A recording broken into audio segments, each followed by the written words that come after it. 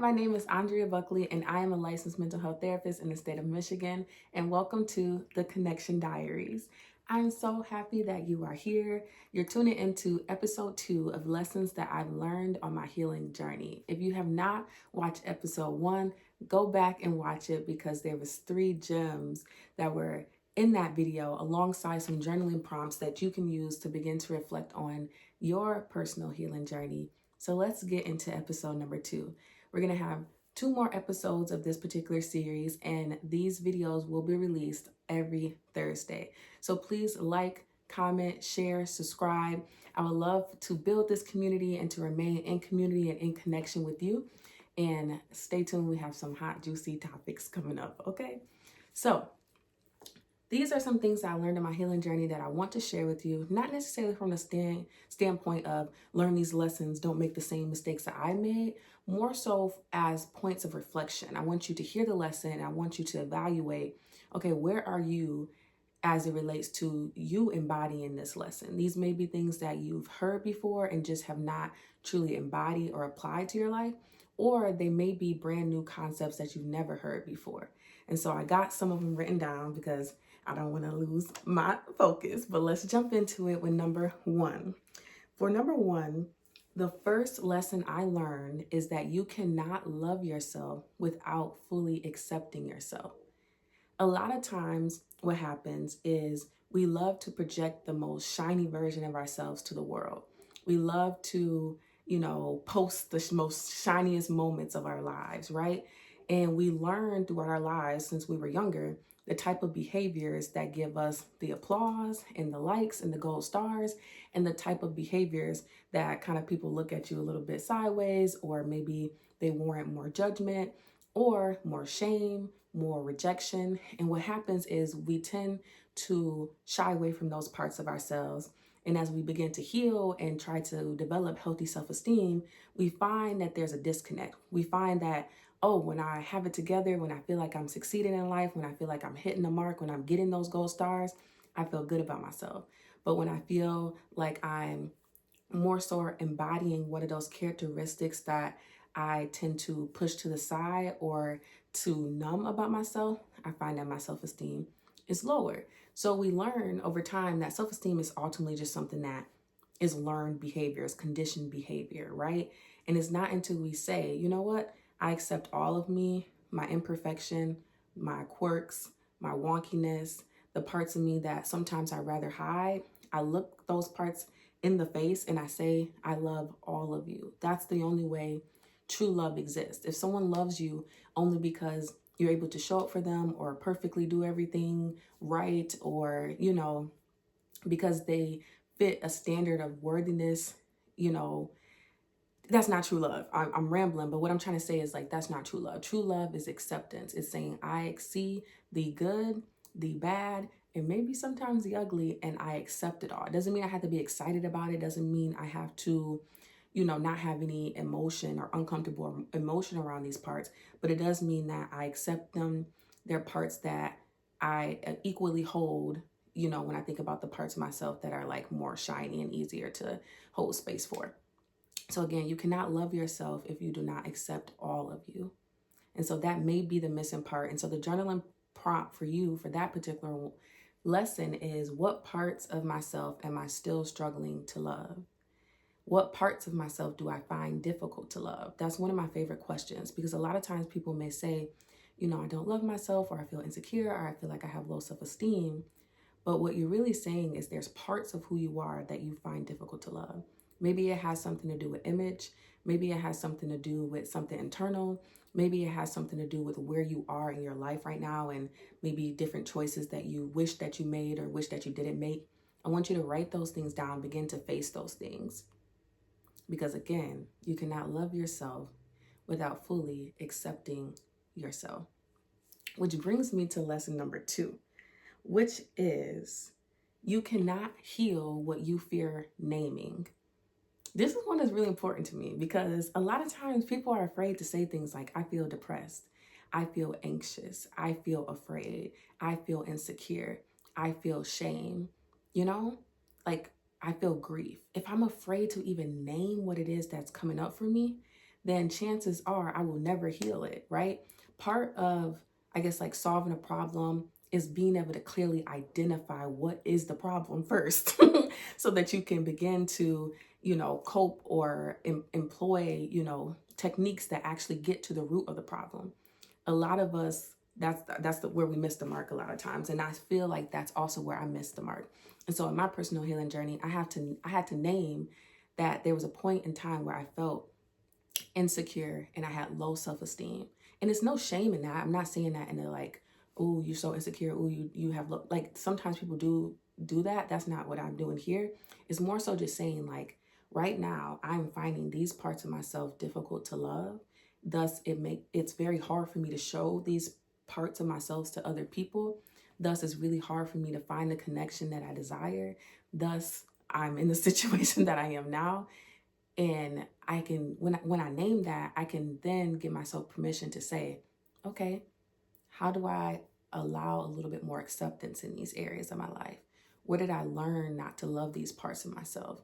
Where did I learn to define myself by this particular life circumstance? And once you begin to dig deeper and deeper, you understand that like I was taught not to like this part of myself. I was taught that, if I didn't do A, B, and C, then that had to mean something for my life. That had to mean something as it relates to how I view myself. And so don't be afraid to name what it is that you're experiencing. It takes vulnerability, it takes courage, but you want to name it and accurately get to the root of the problem. So one example I've seen a lot is a lot of times people say like, I feel like I'm everybody's like second choice friend, or I feel like no one ever chooses me. And they name that as the problem statement. But if you dig a little bit deeper, you'll realize that I also don't choose myself, and I'm attracting people who don't choose me because I'm not able to lay a boundary that says like, hey, I don't have people in my circle who make me feel like an afterthought, who, do not prioritize me, who do not consider my feelings. So I choose my comfort and what I desire first. And thus the people around me will also be people who honor and respect me and allow me to honor my relationship with myself. So we'll talk about that topic in another video because I keep hearing that. I hear a lot of people naming a problem, but not really defining the root of the problem. Thus the solution, it doesn't really touch it, if that makes sense. And we find ourselves stuck in cycles and spinning around in circles because we're not identifying what the actual problem is. Sometimes I might say like, for example, I feel really angry or I feel pissed off or something like that. But if you dig a little bit deeper, maybe I'm grieving. Maybe I feel depressed. Maybe I feel betrayed. Again, the first step in getting the problem solved is identifying the problem accurately. Okay, the next lesson is, this is one of my favorite ones, okay? This lesson is you cannot think yourself into healing. You cannot think yourself into healing. So what does that mean?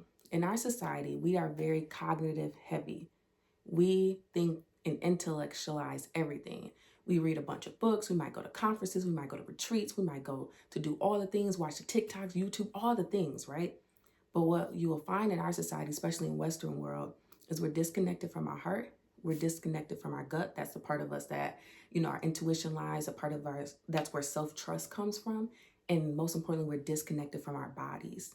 And so I might intellectually know, for example, that I shouldn't eat sugar as much as I do, right? But emotionally, I use sugar to cope with my emotions, right? Physically, I'm so disconnected from my body's telling me, hey, like, actually, can you slow down on the sugar? I'm starting to feel nauseous or I got a headache. Like, I'm ignoring those cues because I'm just stuck up here in the shame of like, I know I shouldn't eat sugar, if that makes sense.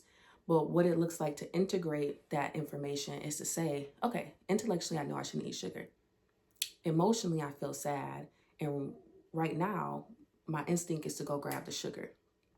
So instead of grabbing the sugar, what I need to do instead is tend to my heart, to tend to the part of me that feels sad, hold space for it, be gentle with it. You hear the difference? Not go for the sugar.